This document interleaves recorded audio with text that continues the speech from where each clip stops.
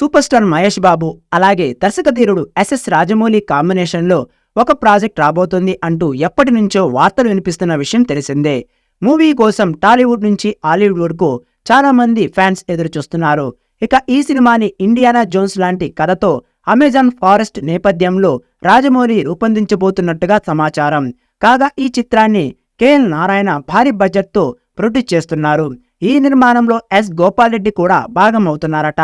ఇది ఇలా ఉంటే ఇటీవలే గోపాల్ రెడ్డి ఒక ఇంటర్వ్యూలో పాల్గొన్నారు. ఈ సందర్భంగా ఆయన మాట్లాడిన మాటలు సోషల్ మీడియాలో వైరల్గా మారాయి. ఇక ఈ సినిమాలో ఒక కీలక పాత్రలో నాగార్జున నటిస్తారని తెలుస్తోంది. ఈ సినిమాలో అనేక పాత్రలు ఉన్నాయట. అందులో నాగార్జున పాత్ర కూడా చాలా కీలకమట.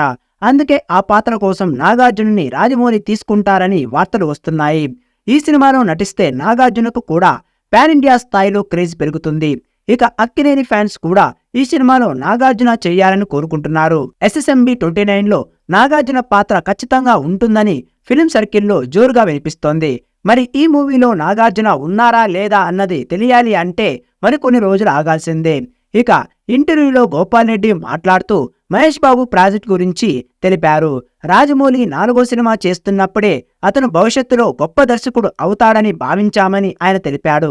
అందుకే అతనితో సినిమా చేయాలని నేను కేఎల్ నారాయణ గారు ఆ సమయంలో రాజమౌళి దగ్గర సినిమా కోసం మాట తీసుకున్నామని తెలిపాడు.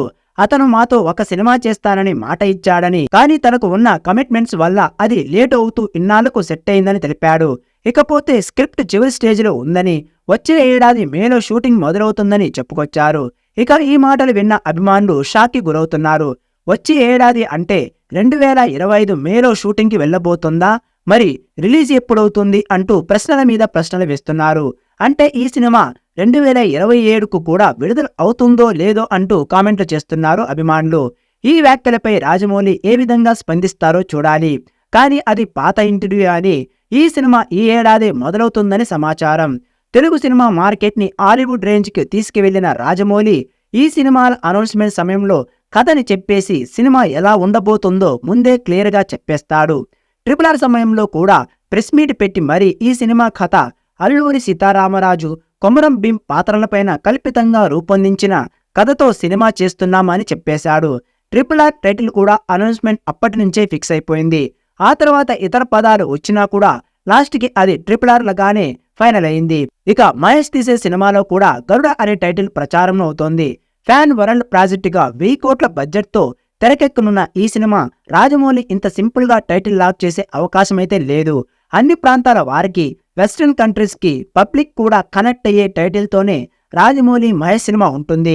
ప్రస్తుతం ప్రీ ప్రొడక్షన్ వర్క్ జరుపుకుంటున్న ఈ భారీ బడ్జెట్ సినిమా అఫీషియల్ అనౌన్స్మెంట్ సమయంలోనే రాజమౌళి ఓపెన్ గా టైటిల్ అండ్ కంటెంట్ ఐడియా గురించి రివీల్ చేస్తాడు. మరి ఈ మూవీ ఎప్పుడు సెట్స్ మీదకు వెళ్తుంది, ఇందులో నాగార్జున ఉన్నారా లేదా అన్నది చూడాలి.